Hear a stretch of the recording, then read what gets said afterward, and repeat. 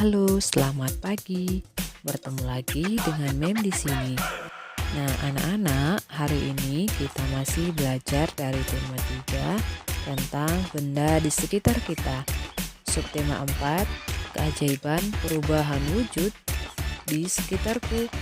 Pada pembelajaran ketiga.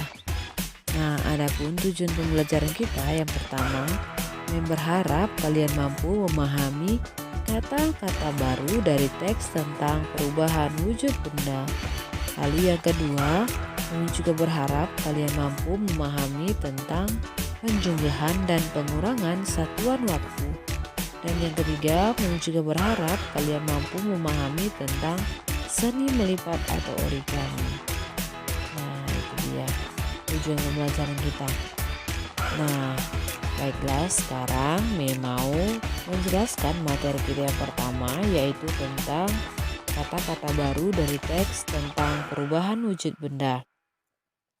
Selain dengan membaca atau menyimak teks, kita dapat menemukan informasi dengan mengajukan pertanyaan. Kita juga dapat menemukan kata-kata baru di dalam teks. Nah, kata-kata tersebut yang belum kita ketahui artinya dapat kita lihat maknanya di dalam Kamus Besar Bahasa Indonesia. Nah, anak-anak, coba kalian perhatikan buku pena halaman 79.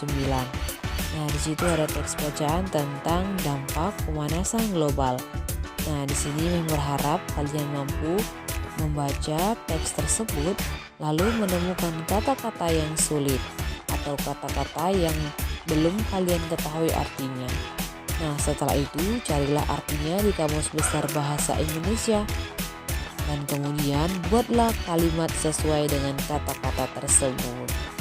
Nah, itu dia ya materi kita tentang kata-kata baru dari teks tentang perubahan wujud benda.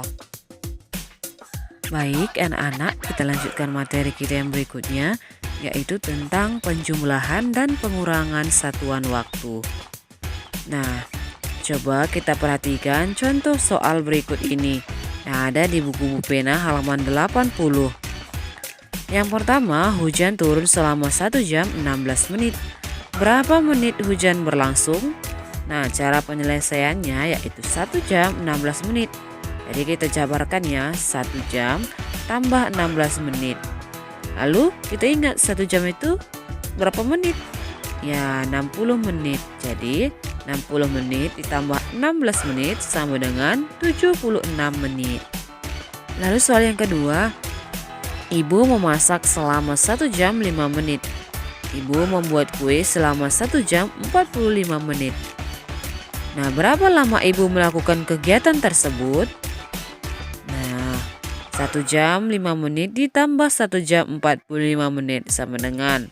Nah, penjumlahannya bisa kita lakukan dengan cara bersusun. Nah, jadi kalau cara bersusun itu dibuat ke bawah ya. Letakkanlah satuan waktu yang sama secara sejajar. Lakukan penjumlahan mulai dari satuan menit. Nah, 1 jam 5 menit. Baru kita buat lagi di bawahnya 1 jam 45 menit. Nah, dia diletakkan sesuai dengan jam dan menitnya ya. Nah, jadi kita jumlahkan 5 ditambah 5 sama dengan 10. Maka kita tulis 0, kita simpan 1 di atas 4. Jadi 1 ditambah 4 sama dengan 5. Dan 1 ditambah 1 sama dengan 2. Jadi hasilnya 2 jam 50 menit. Nah, jadi ibu melakukan kedua kegiatan tersebut selama 2 jam 50 menit. Nah, lalu soal yang ketiga yaitu Fitri membuat kue. Dan kue yang pertama selesai dalam waktu 2 jam 42 menit. Kue kedua selesai dibuat dalam waktu 1 jam 10 menit. Nah, berapa selisih waktu membuat kedua jenis kue tersebut? Nah, cara penyelesaiannya kita lakukan dengan cara bersusun. 2 jam 42 menit. Lalu kita buat di bawahnya 1 jam 10 menit. Jadi kita kurangkan 2 dikurang 0, 2. Dan 4 dikurang 1 sama dengan 3. 2 dikurang 1 sama dengan 1. Jadi hasilnya 1 jam 32 menit. Nah, jadi selisih waktu dalam membuat kedua jenis kue tersebut adalah 1 jam 32 menit.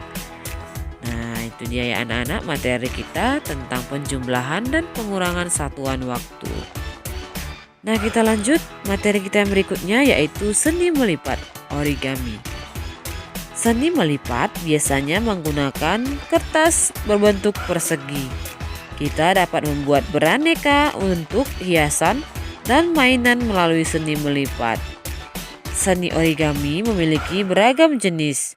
Nah, ayo perhatikan cara membuat kincir angin.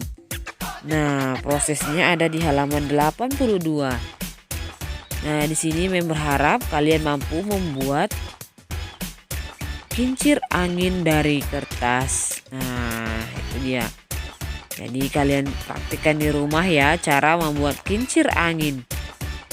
Nah, itu dia anak-anak materi kita tentang seni melipat origami.